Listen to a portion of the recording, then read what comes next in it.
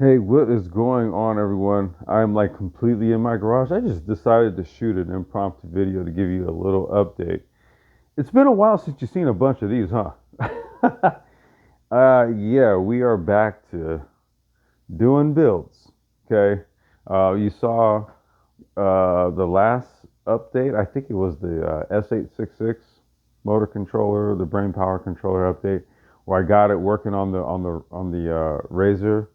And again, this was it was called the Razor S1 for the rideshare fleets we were operating, but now since that is all obsolete, and the actual production model of these is the Razor EXR, those are discontinued. So you see these little controllers right here, right? They don't make those anymore, and I have three left over there. To my knowledge, those are probably like the last three, unless you find them somewhere on eBay or something like that. In terms of like any sort of like scooter shop or something like that, I'm not really sure if you can find anymore. I have the last ones. So I got some like some custom EXRs built. Yeah, this is how your boy does it. Well, once again, shout out to Razor though. I kind of, let's say whatever I want to do with Razor, I can if I want. So I got some other stuff, but that we'll talk about that later, because you'll probably see a Rambler in here. Maybe in the week in a week or so, you'll see the Rambler in here maybe. So anyway, so I'm back to doing some builds, right?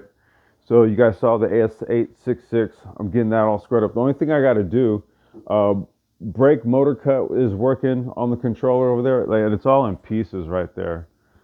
So brake lever is now working with all of that stuff. The last task is figuring out the light schematic, getting the light. And what I'm trying to do is use this right here. I think this is the one. Yeah. So the light right there, which is a pretty darn bright one, might I add. I'm trying to just figure out where did I put that thing? Let me see. Is it? Yeah, here it is right here. So I took a light out of one of them, and I think it needs a 12-volt source to beam up, and I was trying to use a 9-volt, and I couldn't get it to light up. So I'm just trying to figure out what wire combo triggers the light so that I could then wire that onto the plugs on the controller, right? For the light function on the S866. Yeah, dude, I be reverse engineering stuff like a mug. So that's what I'm trying to figure out right now. If anybody can kind of like maybe just looking at this, if you got some suggestions, let me know. What wire combination would make this light beam up Scotty? That's what I need to know. Okay. Um, but yeah, so once I get all the light stuff sorted out and situated, I'm gonna be building, and this one's charging.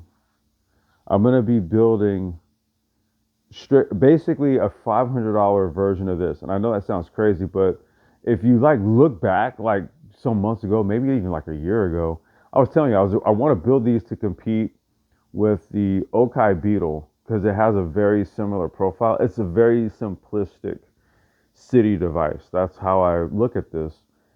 And there is an extremely big battery in there. Again, I'll find that link to the video and I'll put it in the description. But I broke down the variance between like what's in this one and this one. This is my daughter's scooter, and I'll be putting a seat and a bag on hers as well, so we can go dip diving. And this is just sort of like the regular setup with a 10. You see that battery up under there? It's a 10 amp hour battery. So you know, after these are done right here, and I get the brain power stuff situated, I'm going to be building like a 20, 22 to 25 mile variant of these scooters right here. They're going to be super long distance. They're called the Aerdu S1LR, long range. So I'm back on this. Okay.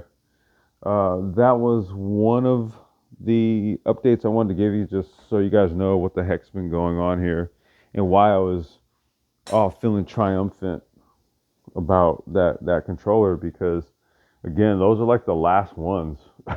I think. So I'll only be doing a few more of these. This one's done, but I'm gonna swap motors because they have a solid tire pressed onto the motor, and so what I can do, I can mess with that stuff later, but what I'll do is just swap stuff. These have broken data cables, so these will be chassis that'll use the brain power stuff right here. So I'm still going to use these. It's just all the remaining Razor stuff is going to go once I get the light stuff figured out in those. And I'm waiting for something to come in, and then I'm going to start doing videos on programming the Bafang BBS O2, motors and the controller and all that stuff. You could program stuff for either speed optimization or, distance optimization. The reason why I'm going to do that is because I don't know if you guys know this, but in California, man, they just came with this bullshit law about having this on your e-bike, a throttle, right?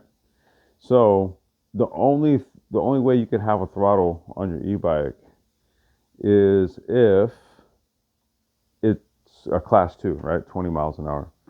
So I have this programmed at 20 miles an hour, right? And so I'm going to do some videos on how to program this thing. Let's just say they pull you over or something. They're like, we want to test your e-bike, and then you put it on power assist 5 and shit, it only goes 20 miles an hour. You can tell them, hey, screw off, right? So, these are kind of like things that you might want to just know, so that, if you live in California, seem like unfortunately, and, my prayers to the folks just right down the road in LA County, particularly Los Angeles, Palisades, Malibu, it's in the San Fernando Valley, my old hood, West Hills, Altadena, especially with some of my old stomping grounds over there. Just pretty much fucking sucks, man. That's all I'm gonna say to that, because this family, people I love dearly, a lot of homies, dear homies, friends of mine, just my folks, just growing up. I was born in Hollywood, raised all over SoCal, but yeah, not a cool situation, dude. I'm not cool with it. Um, but yeah, just in terms of like just programming your Bafang bike. So I didn't even talk about this, man. I got went and got the tires and tubes taken care of on all of this, because I had like all of these residual thorns in these things, and it kept going flat. So one day at the shop, shout out to Alan. He helped me just go through the tire, and I think on the front one I picked out like 8 thorns that were like in the tire, but you couldn't see it from the outside unless you like bent the tire, and then oh shoot, and then with some tweezers you pull them out. So since I did that, man, the tires are nice and aired up. I have a new gear cassette coming, because let's see if we can see it. See the gears somewhere? Okay, well, no, if I rotate this, well, basically there's some cogs missing on the last 2 gear rungs right there. So I'm getting a whole new Shimano. I'm getting a whole new Shimano kit, and Alan's gonna help me replace that, because kind of out of my venue in terms of just like, this type of stuff. But Alan used to operate a bike shop, so he's like a master at all this kind of stuff.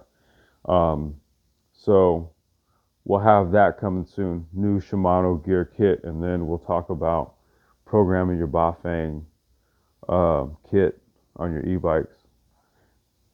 So there's an update. Sorry for the mess back there, but I'm just at it like a mad hatter. All right, you guys, peace.